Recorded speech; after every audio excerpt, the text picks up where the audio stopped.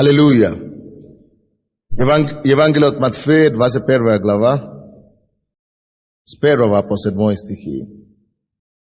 С 1 по 7 стихи. И когда приблизились к Иерусалиму и пришли в Вифагию, горе Елеенской, тогда Иисус послал 2 учеников, сказал им: пойдите в селение, которое прямо перед вами, и тотчас найдете ослицу, привязанную, и молодого осла с ней, отвязавши, приведите ко мне, и если кто скажет вам что-нибудь, отвечайте, что они надобны Господу, и тотчас пошлет их. Все же это было, да сбудется сказанное через пророка, который говорит: скажите дочери Сионовой, вот царь твой грядет к тебе кроткий, сидя на ослице, и молодом осле, семя под яремной. Ученики пошли и поступили так, как повелел им Иисус. Привели ослицу и молодого осла, и положили на них одежды свои, и он сел поверх. Я проповедую сегодня на теме: идите, развяжите и приведите их ко мне. Длинное такое название проповеди. Идите, развяжите и приведите их ко мне. Сегодняшняя проповедь, она во многом будет пророческой. Она не просто пророческая проповедь, но она будет молитвенная проповедь. Она такая проповедь, которая поможет нам готовиться и собрать Божий урожай во время жатвы. Аминь. Тут мы читаем первый стих, что Иисус приблизился к Иерусалиму, но он не спешил войти в Иерусалим. Когда он уже приехал сблизи Иерусалима, написано, он остановился возле Иерусалима, специально на горе Елеонской, и больше не хотел идти, или не шел дальше. Хочу, чтобы вы знали, что тут есть параллель. Вход Иисуса в Иерусалим, это то же самое, как пробуждение. Вход Иисуса в Иерусалим, можно сказать, это что? Пробуждение. Когда мы говорим, что Иисус приходит или пришел в любую страну, любое государство, что вы думаете, начинается? Пробуждение. Если мы говорим, что Иисус вошел в какой-то дом, что Он сказал этому человеку, Захей? Он говорит: ныне, когда я вошел в дом твой, что случилось? Пришло спасение. Куда бы Иисус не вошел, туда приходит спасение. Если Иисус вошел в дом Захея, спасение пришло туда, пробуждение пришло. Если Иисус входит в город любой, значит спасение пришло в этот город. Пробуждение пришло в этот город. Если Иисус входит в любую страну, значит пробуждение вошло в эту страну. Поэтому, когда Иисус говорит, что Иисус собирается войти в Иерусалим, это было знамение искупления Иуды и Израиля. Поэтому, когда он в конце концов вошел, то если вы будете читать дальше, вы заметите, что люди все выходили и встретили его. Движение большое начало. Приносили свои вещи и так далее. Это 8 стих. Множество же народа Постелали свои одежды на дороге, и другие резали ветви с деревьев, поступали по дороге. Народ же, предшествовавший и сопровождавший, восклицал: «Осанна сыну Давидову, благословен грядущий во имя Господа, Осанна вечный». И город, и когда вошел он в Иерусалим, весь город пришел в движение. И говорил, кто это? Весь город пришел во что? Весь город. По какой причине пришел Иисус? Это доказательство вам, что куда бы Иисус не приходит, когда мы говорим, что Иисус входит в какую-то страну, какой-то город, значит пробуждение пришло. Написано, весь город пришло движение на пробуждение. Если мы скажем с вами сейчас, что Иисус собирается войти в Украину, значит что? Значит пробуждение входит в Украину. Потому что если Иисус придет, что будет? Вся страна придет в движение. Как и было здесь. Куда бы Иисус не вошел, всякое место, когда Иисус приходит таким образом, торжественно так, значит все, движение начинается. Пробуждение начинается. Чудеса начинаются. Народ начинает подниматься автоматически сверхъестественными действиями Бога. Это будет не только, это не будет по силе человека. Это не будет по проповедям, ласковым или ревностным проповедям, или огненным проповедям какого-то человека. Это будет по причине Духа Святого. Это будет потому, что Дух Святой и небо побуждает народа услышать и узреть Сына Божьего. Иисус, когда Он появляется, все повеление идет. Негласное повеление. Когда Иисус входит в любой город, люди неверующие начнут искать Бога. И начнут говорить, где ваш Бог, где мне найти Его. Если сейчас мы проповедуем людям, и они говорят, никогда, вы сектанты, вы кто, другой. Когда пробуждение, люди сами начнут бежать к вам и говорить, алло, скажи, как мне попасть в церковь? Куда ты ходишь? Возьми меня с собой. Это время особой Божьей благодати. Это время, когда Бог берет на себя ответственность очищать церковь и спасать страну, народа. И это время пробуждения. Это то, что мы видим здесь. Но я знаю, что мы, как страна Украина, находимся как раз в такое время нашей истории. Мы сейчас находимся в такое время, когда Иисус уже приблизился к Украине, и Он хочет войти торжественно.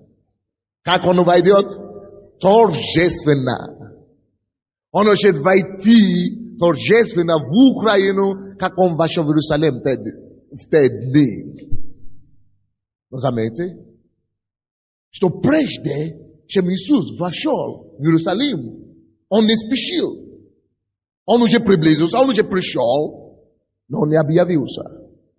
Он пришел и остался за городом. Специально. Для какой-то причины. И мы найдем эту причину. Но до того, я хочу вам доказать, что это наше время сейчас. И сейчас, и в эти годы, которые мы живем, и в наше поколение пробуждение уже пришла, приблизила к Украине. Это наше время, это наш час. Это наш час. Пробуждение уже пришло. Мы уже там, где пробуждение делается. Я вам докажу это. Чтобы вы могли знать, что Иисус уже возле. Он уже на горе Элеонской, украинской. Он уже возле. Откройте, пожалуйста, со мной Исайя, 8 главу, 22 стих. Исайя, 8 глава и 22 стих. Люди, кто ходят в церковь постоянно, особенно на ночной путь, они знают, о чем мы говорим. Исайя, 8 глава, 22 стих. 22 стих Исайя, 8 глава. и взглянут вверх, и посмотрят на землю, и вот горы и мрак, густая тьма, и будут повержены во тьму. Но не всегда будет мрак там, где теперь он огустел. Посмотрите первую часть этого стиха. Написано, и взглянут вверх, и посмотрят на землю, и вот горы и мрак. Это как прообраз наша страна, Украина, в те годы, когда коммунисты, когда тьма, когда нельзя было верить в Бога, когда люди проповедовали и исповедовали атеизму, когда разрушали храм, когда выселили верующих и так далее. Это было время, как мы называем его, мрака. Если уничтожают священников, это время мрака. Если людям нельзя было верить в Бога свободно, это время мрака. Это время горы. Это было время в духовном смысле. Это было время густая тьма в Советском Союзе тогда. И будут повержены во тьму. Но слава Богу, они все. И эта система уже повержена во тьму. Поэтому не надо бояться больше, что коммунизм опять придет. Нет. Будут повержены во тьму. Уже повержены во тьму. Но, посмотрите, вторая часть этого стиха. Написано, но не всегда будет мрак там, где теперь он огустел. Огустел, было время, когда огустел мрак здесь. И какой принцип Бога? Принцип Бога такой, что не всегда будет мрак там, где огустел. Невозможно, чтобы на одном месте мрак всегда огустел и не уходил. У Бога другой принцип. Если какие-то страны имели свободу раньше, если какие-то страны имели свободу, у них была благодать евангелизации, пробуждения, а здесь была тьма, то мы знаем, что будет наша очередь однажды. Не всегда, потому что закон, это закон. Закон Божий говорит, не всегда будет огустеть тьма. Густеть тьма там, где она огустела. Не всегда. Поэтому, друзья, какая бы ни была тьма в вашей жизни, может быть, на сегодняшний день, успокойтесь. Все подлежит изменению. Скажите твоему соседу, все подлежит изменению.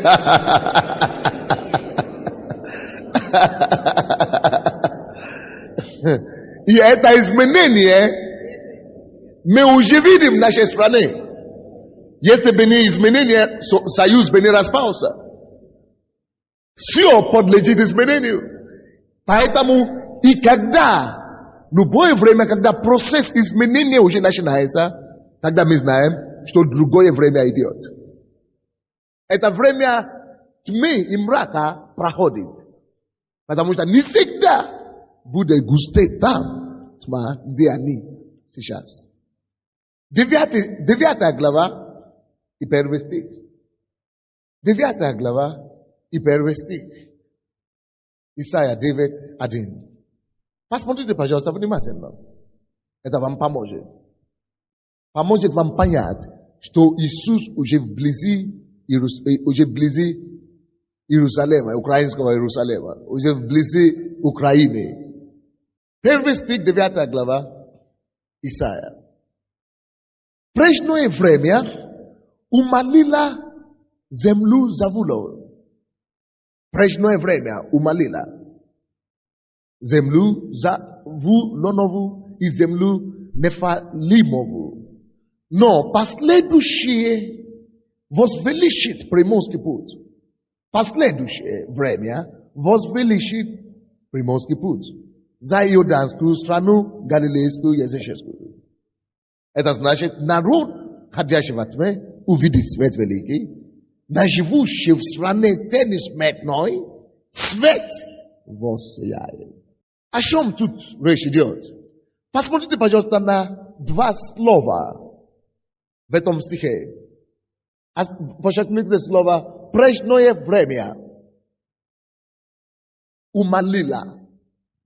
Там, где густит или густела тьма, это период умоления, унижения и уничтожения, погибели. А в нашей стране, наша страна, это как раз время уже прошло, это время, которое мы уже только что покинули, это время. Когда умолила страна наша, с коммунистью, тьма, мрак. Но, какое первое слово в этом стихе? Прежное. Для нас то время уже не настоящее, а какое? Потому что мы уже вышли. Для нас это уже есть прежнее время. Да, то, что молила страна наша, это было прежнее время. А прежнее время мы не отрицаем, так и было. Умолила. И слушайте сюда. Если наша страна была умолена, если она умолилась, тогда прежнее время, то по принципу закону Божьему, кроме прежнего времени, еще есть другое время. Подчеркните. Какое? Последующее. В этом же первом стихе есть слово последующее. Прежнее было, когда нас умолила. Сейчас наступило какое? Последующее время. А последующее что делает?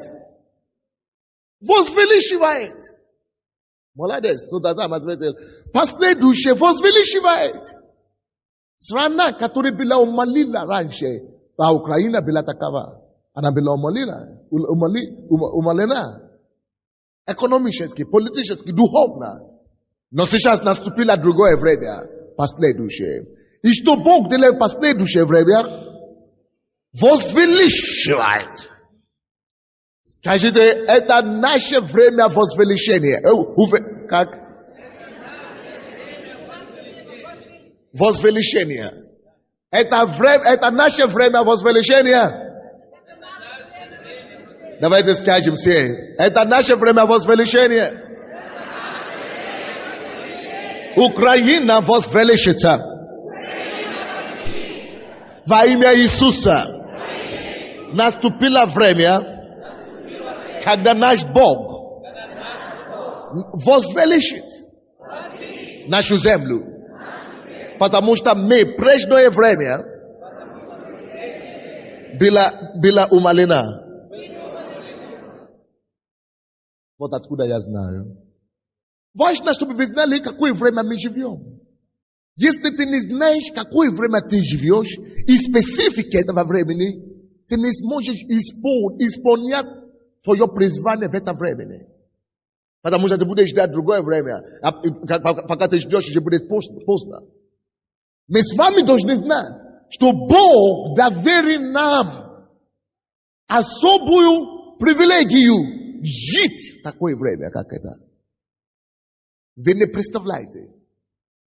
Слушайте, мы есть единственное поколение, кто сможет определить судьбу Украины. Если мы не определим, ничего не будет на будущее. Вы знаете, откуда я знаю? Потому что нам, единственному, было доверено жить и в коммунизме, при коммунизме, и жить, самое главное, промежутке между прошлым коммунизмом и то, что будет на будущее. Потому что мы в середине. От нас зависит, что будет завтра. То, что мы делаем сегодня, определяет то, что будет завтра. Через 20 лет, 30 лет, через 50 лет, в основном население Украины уже будет тех людей, которые не жили при коммунизме. Через 50 лет. Они уже ничего не смогут делать. Это мы. Имели возможность выйти оттуда и жить промежутке между то, что будет. Мы еще не знаем, что будет. Но это мы можем это сделать. Вот почему крайне важно, чтобы было пробуждение, чтобы была сильная церковь, сильные верующие. Поэтому Бог поднимает именно в это время. Поэтому Бог должен и рассчитывал пробуждение именно на это время. Потому что если пробуждение будет в этом промежутке, Тогда все последующие поколения будут жить в настроении и состоянии пробужденной страны, христианской страны. Потому что то, что сейчас мы сможем делать, это то, что уже будет давать тон. Если мы сможем иметь пробуждение, и это план Божий. Потому что прежнее время умолило, а последующее, там мы вошли в это последующее, возвеличится. Поэтому если нам удастся понять духовное время в духовном мире, тогда мы сможем войти в план Божий. А я знаю время. Бог мне открыл, что мы живем как раз в это время возвеличения.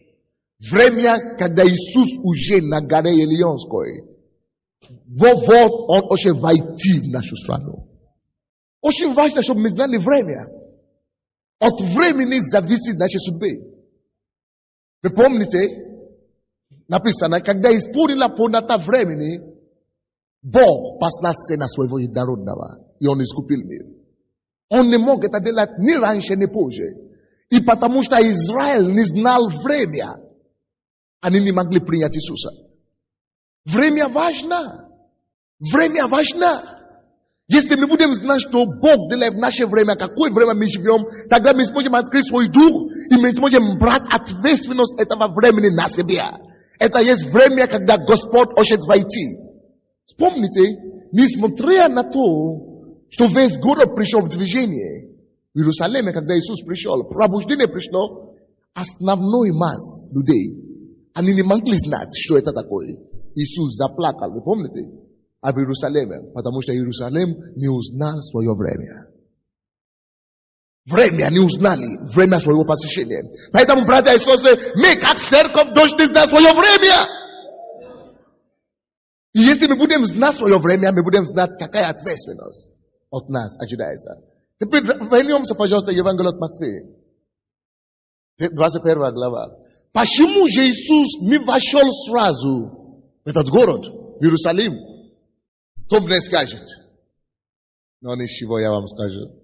Господь исцеляет людей в зале, у кого зубы, проблема, разломанные зубы. Я думаю, что у вас верхняя зуба правой части рта, какой-то зуб там поломался недавно. Положите руку на эти зубы, Господь восстанавливает во имя Иисуса. Почему же Иисус не вошел сразу в Иерусалим, а остановился возле города? Очень просто. Второй, можно в первый, второй стих. И когда приблизили к Иерусалиму и пришли в Вифагию, горе Елеонской, тогда Иисус послал двух учеников, сказал им: пойдите в селение, которое прямо перед вами, и тот час найдите ослицу, привязанную, и молодого осла с нею, отвязавший, приведите ко мне. Алло? Иисус знает, что для того, чтобы он мог войти с пробуждением в Иерусалим, ему нужны кое-что, некоторые вещи. Ему нужны какие-то ресурсы, ему нужны средства, ему нужны ресурсы, ему нужны какие-то силы, ему нужны средства. Иисус нуждался в средствах, на чем он мог бы войти или въехать в Иерусалим. Вы скажете, это так элементарно. Это не просто так. Иисус есть наш старший брат. И всякое действие Иисуса, Он сказал, то, что я вижу Отца моего, что Отец мой делает, то я и делаю. Но я ничего не делаю от себя. Всякое действие и слово Иисуса открывает нам что-то о Боге, о действии Бога, о методике и стратегии Божьей. О чем это говорит нам здесь? Прежде чем Иисус войдет в любую страну или город с пробуждением, ему нужно это действие. Потому что он первенец. Он пример нам во всем. Все то, что он делал, это стандарт. И что Иисус имеет в виду здесь, нам тоже нужно сегодня. Это значит, иными словами, Иисус не сможет войти, хотя Он уже возле Украины, но Он не сможет войти в Украину без некоторых нужных вещей. Необходимые средства, ресурсы. И это есть время, когда как раз Он уже призывает. И что Он говорит? Это то же самое, что Он говорит. Есть ресурсы, без которых я не смогу войти в эту страну. Есть силы, есть,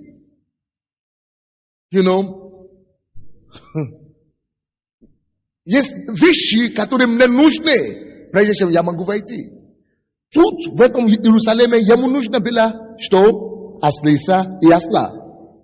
И на нем он едет. Подумайте, сегодня то же самое. Но Иисусу не нужно осла в таком виде. Или ослицы в таком виде, как мы знали. Но ему еще нужны осла и ослицы. Ему все еще нужны осла и ослицы, чтобы войти в любую страну. Что это? Я имею подобное. Я знаю, что вы можете подумать, что осла и ослицы это обозначает люди. Может быть. Но в этом смысле я еще говорю о другом. Прежде чем Иисус войдет сюда, много чего ему нужны. Тут это не просто было осла нужно. Он говорит, что развяжите осла, развяжите ослицу и осла с ней. Некоторые вещи. Я абсолютно уверен, что для того, чтобы Иисус вошел в Украину, ему нужны силы такие же, как осла были тогда. Ему нужны деньги, огромные финансы. Потому что без финансов не будет Евангелия. Никто не сможет евангелизировать. Какая еще средства ему нужна? Ему нужны люди. Люди это средства. Какие средства еще ему нужны? Подумаем. Средства массовой информации. Это есть ослицы и осла, которые ему нужны. Однако, это не о чем я еще проповедовал сегодня. Моя проповедь сегодня называется «Идите, развяжите и приведите их ко мне». Нужны средства массовой информации? Идите. Иисус позвал своих учеников к себе. Если бы ученики не пошли, не послушались бы Иисусу, и не пошли бы развязать и привести, ответьте мне, пожалуйста, вошел бы Иисус в этот город или нет? Нет, он бы не вошел. Нужно, чтобы мы верующие, наша сторона в этом деле. Очень было нужно, чтобы верующие люди были людьми веры. Веры и послушания. Если вы уже поняли, какое время мы живем, кто из вас хочет, чтобы Иисус вошел в Украину? Кто хочет, на самом деле? Все? Чтобы Иисус вошел в Украину? Все меняется. Город, страна в движение приходит. Все служат Богу, все порядочные становятся. Мы хотим, да? Тогда мы должны быть послушны. И мы должны быть готовы идти по вере. Вот почему я сказал, чтобы вам раздали газеты. Сколько кто хочет. Идите. Тот же самый Бог говорит нам сегодня. Я хочу войти в Иерусалим украинский. Я хочу войти в ваш город. Я хочу войти в вашу страну. Но сделайте ли вы, что я вам скажу? Идите. Город. В данный город. Идите в этот город. Идите. Станьте, идите. Куда нам идти? Я не знаю. Но вы знаете, что мне нужны. Вы знаете, что мне нужны средства массовой информации, чтобы я мог войти. Вы знаете, что мне нужны средства, чтобы мне войти. Ви знаєте, що мені нужні заводи, предприятия, щоб мене войти. Ви знаєте, що мені нужны покаяние высокопоставленных людей, чтобы мне войти в этот город.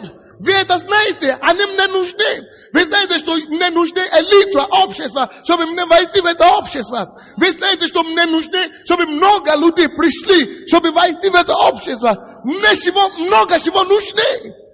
Развяжите и скажите им, привезите их ко мне. Идите. Развяжите, приведите их ко мне. О чем ты можешь думать?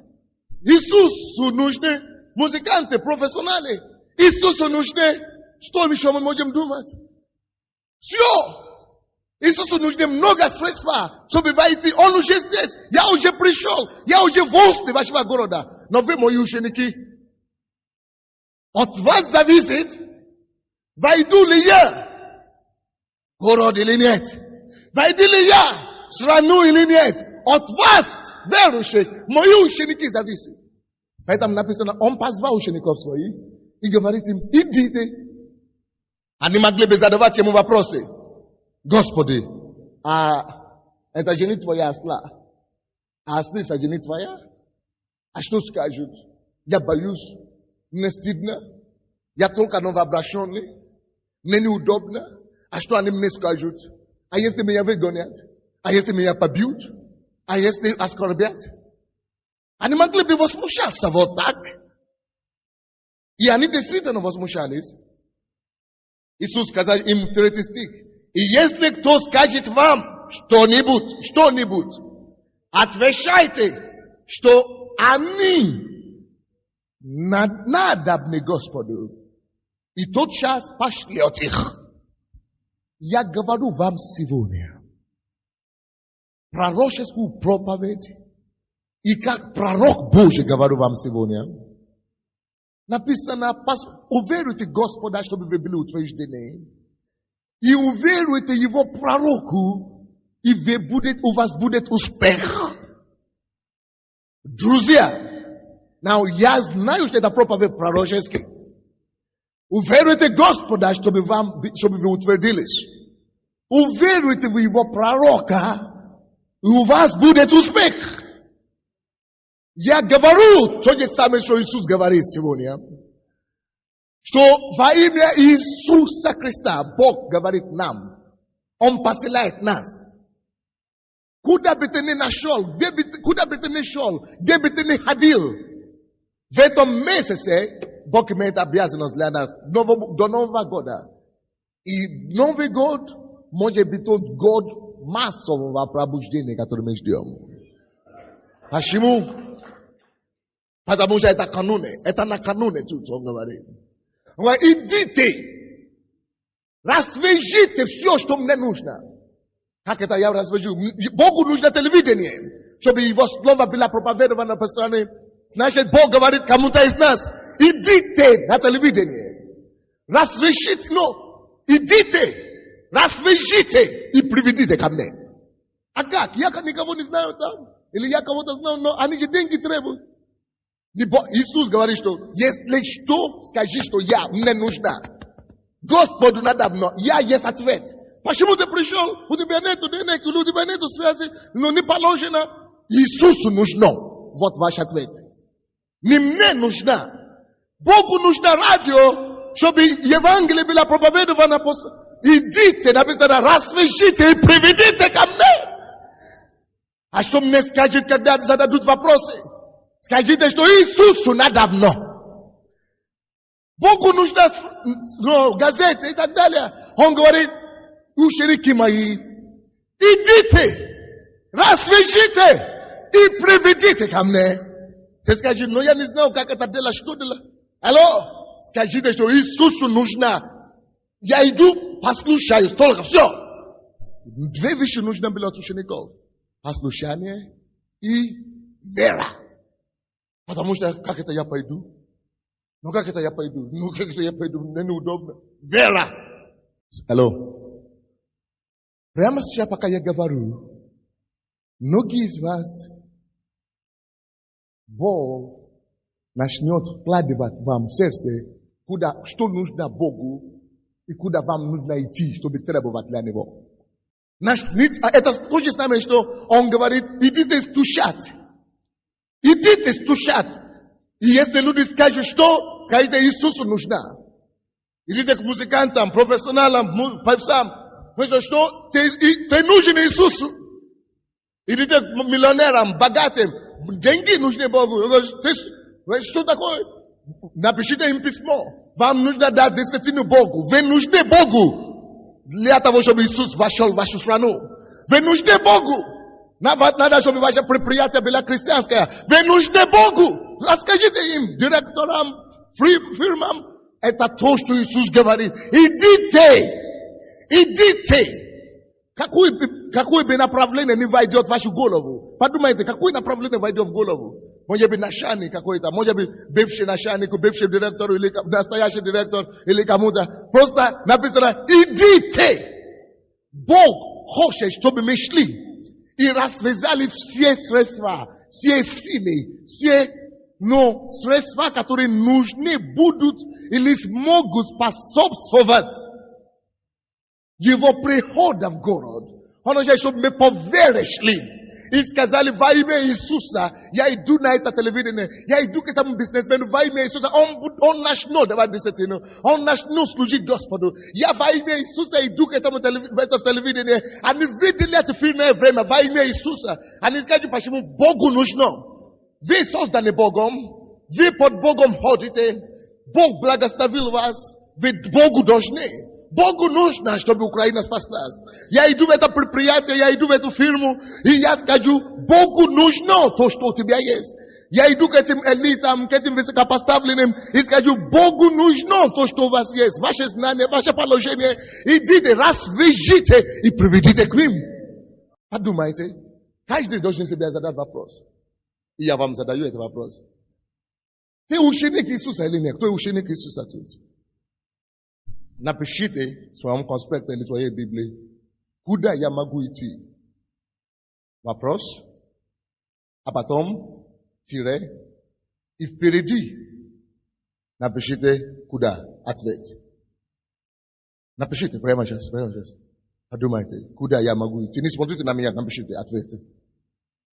Куда я могу идти? Напишите вот так. Тире и ответ. Куда? Может быть, к мэру? Может быть, президенту? Вы нужны Богу. В Иисусу надобно. А если они скажут, а где? Скажи им, Матфея 21. Иисус собирается войти в город. Иисус собирается войти в город. Я говорю, Иисус собирается войти в наш город. Иисус собирается войти в нашу страну. Может быть, какое-то здание нужно. Пойди к этому зданию, пророчествуй этому зданию. Именно таким образом мы и получили это здание.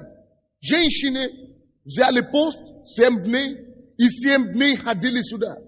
И ходили вокруг этого здания. И пророчествовали, и возлагали руку. Я даже не имел веру для этого. Я сам даже не думал, что это будет когда-нибудь. И вдруг наш брат, который здесь работает, говорит, что слушай, действительно, предлагают.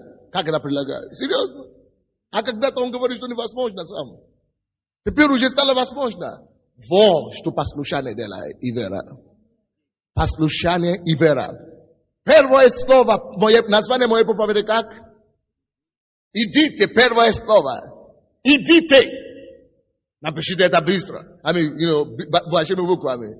Первое, что мы должны делать сегодняшнего дня, я хочу, чтобы все верующие Киева, слова веры у Киевской области, чтобы мы были как муравьи.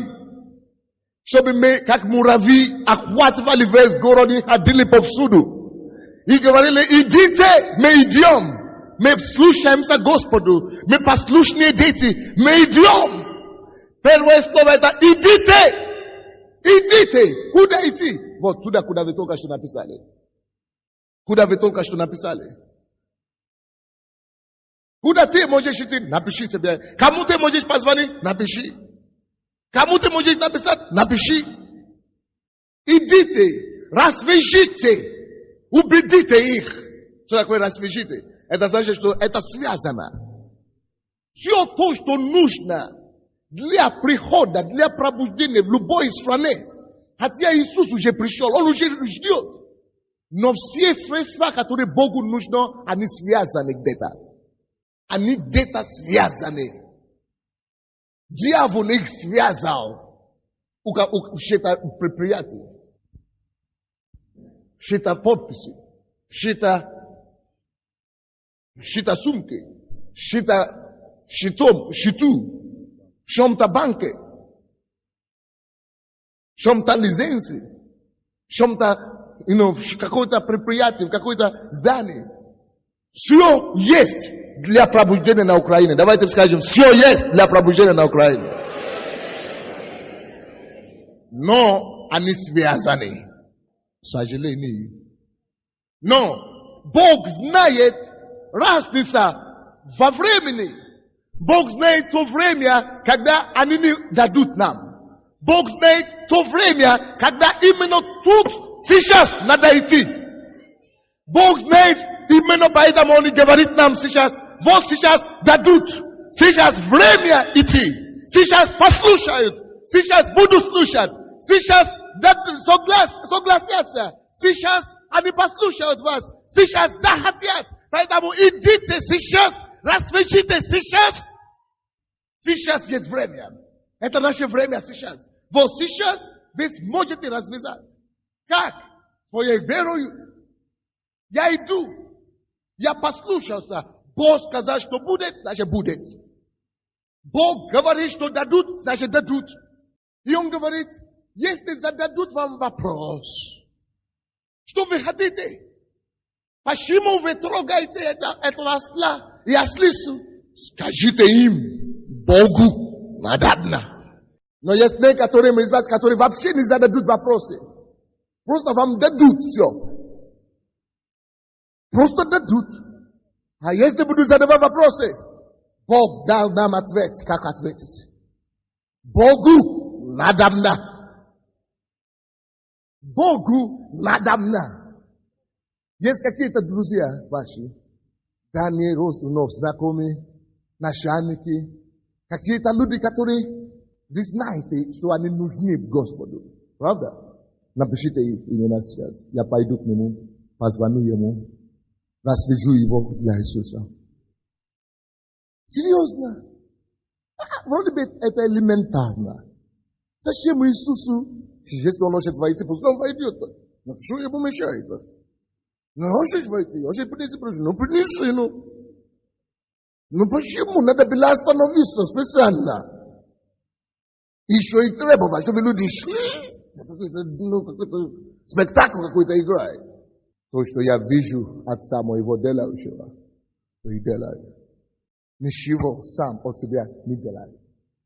Если это Божья стратегия и тактика, мы не можем избежать его. Вот почему газеты в ваши руки. Приложите им газеты, подарите им бесплатно. И скажите им, Бог тебя ждет. Бог тебя ждет. Это пророчески. И именем Иисуса я постанавливаю и провозглашаю, что на всякого, кто пойдет, благодать неба и милости, благоволение Божье Христова, пускай заходит и не сходится на каждого подобных. Во имя Иисуса. Пускай благодать и силу, которая нужна, чтобы вам послушались. Красота Божья, которая на нога благовестников. Пускай она была видна на ваших ногах во имя Иисуса Христа. И пускай все двери отворились именем Иисуса. Пускай невозможно становится возможными во имя Иисуса Христа. Давайте сделаем одно, пробуждение в духе. Сейчас. То, что вы хотите, к чему вы хотите идти, или кому вы хотите идти, или то, что вы хотите взять, то, что вы хотите лично развязать, давайте сначала сделаем это в духовном мире. Давайте станем все. Мы будем молиться в духовном мире, мы будем развязать эти вещи. Именем Иисуса, Если это телевидение, скажи, я развязываю это телевидение, я беру для Господа. Именем Иисуса, я собираю его для Христа. Я развязываю это радио, я беру для Господа. Я развязываю этих людей, этого человека для Господа. Я развязываю этого человека для Господа. Я развязываю этого музыканта, этого певца для Господа. Я развязываю и привожу его к Богу. Во имя Иисуса, дьявол, опусти свою руку. Убери твою руку. Я развязываю эти деньги для Господа. Я развязываю это богатство для Господа. Именем Иисуса Христа. Назовите поименно, что ты хочешь привести Богу. Что ты хочешь развести. Скажи, я развязываю.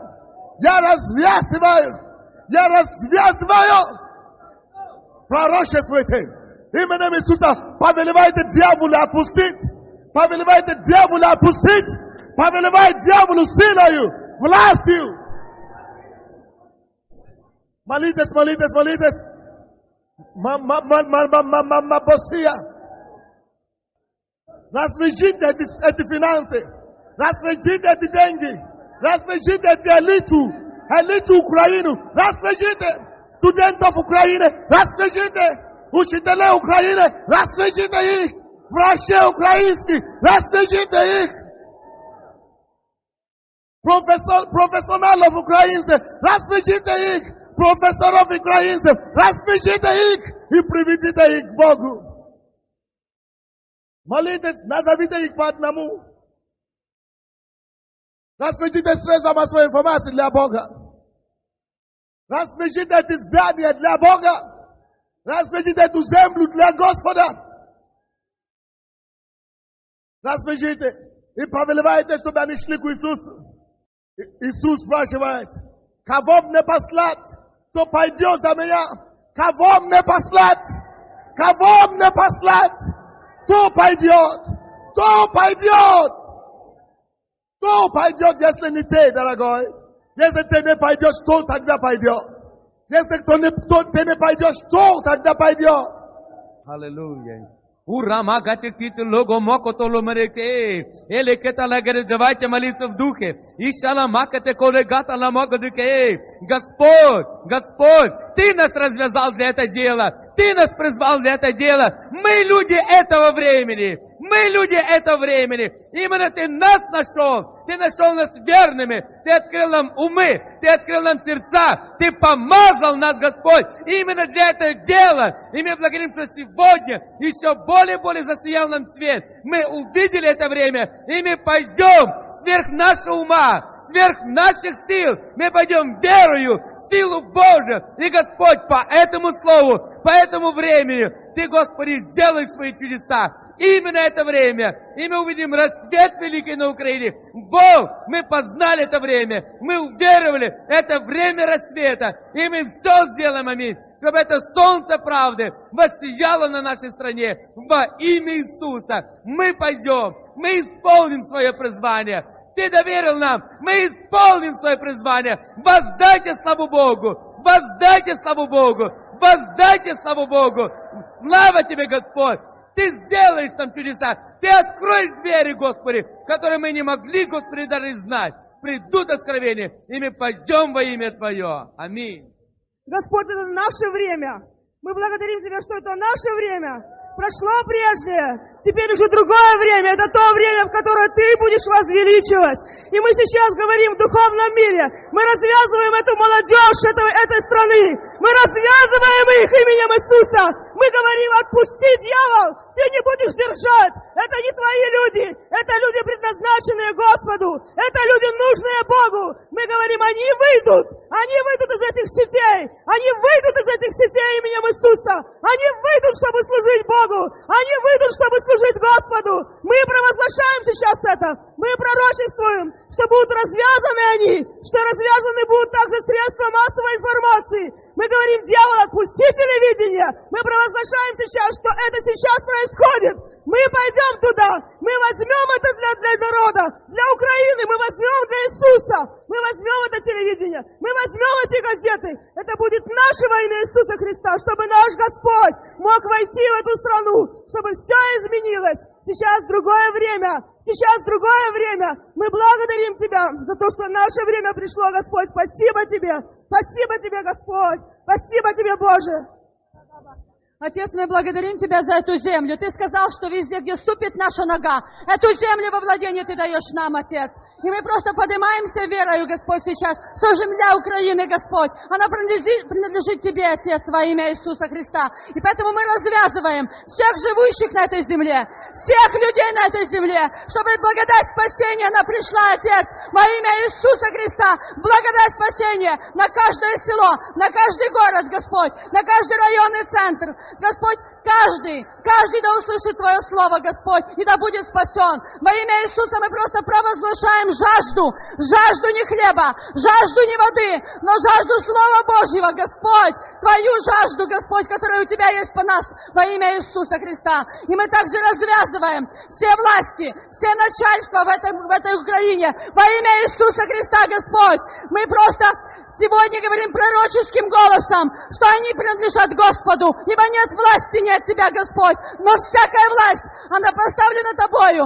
Господь, все, что мы просим Тебя, чтобы Твой Дух коснулся ихнего духа, и чтобы эти люди познали Тебя, чтобы они вели народ к свету, чтобы они вели его к правде, чтобы они вели его к истине во имя Иисуса Христа. Мы также берем власть над всеми финансами Украины. Господь, это богатая земля. Это плодородная земля, Господь. Это житница хлеба Божьего. Это житница Слова Божьего. И мы просто берем сейчас власть. И мы говорим, Господь, что Ты откроешь всякие сокрытые богатства. Ты дашь обилие благодати. Ты дашь обилие хлеба. Господи, мы просто берем сейчас эти финансы, ибо за все платит серебро. И мы верим, Господь, что Ты откроешь, и цари и царицы, они будут питателями на этой земле во имя Иисуса. И не будет никакой нужды, Господь. Мы провозглашаем изобилие. Земля, где течет молоко и мед. Земля, где течет молоко и мед. И мы просто призываем реформацию в разуме во имя Иисуса Христа. Чтобы каждый человек, он познал Тебя, и он исполнил свое предназначение. Во имя Иисуса Христа. И мы благодарим Тебя, что Ты откроешь все медные двери, сокрушишь все запоры, и что все то, что сокрыто, оно будет отдано народу Твоему. Во владении, во веки. Аминь. Аллилуйя. Дайте аплодисменты Иисусу. Братья и сестры, Господь собирается сделать, потому что написано, что последнее будет первое. Евангелие как будто последний приходит к нам, да? Но последнее будет первое. И будет такое пробуждение здесь, которое коснется, которое пойдет с Украины и коснется другие страны. И люди будут ездить сюда, видеть, что Бог делает на нашей земле во имя Иисуса.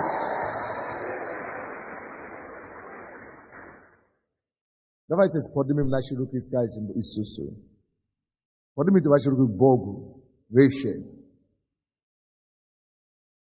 И давайте скажем Господу: Господь, мы услышали Твое Слово. Мы увидели Твою стратегию, что Ты уже сблизи нашей страны. Ты собираешься войти торжественно с пробуждением. Добре пожаловать, Иисус. Ибо мы исполним свою часть.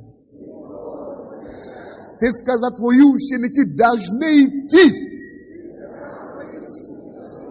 и развязать все, что тебе нужно, чтобы войти.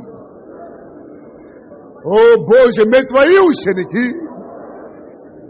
Мы хотим послушаться Тебе.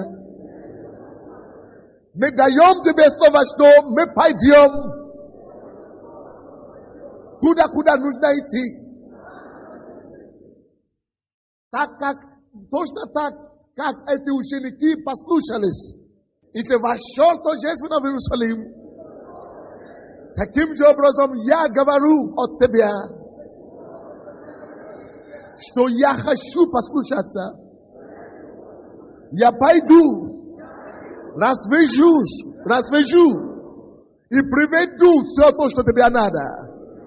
Во имя Иисуса мы говорим тебе, Господь, как церковь, что все, что ты ложишь нам на сердце, что тебе нужно, чтобы войти в нашу страну, мы говорим тебе, что мы пойдем, развяжем и приведем тебе все, что тебе нужно. Во имя Иисуса.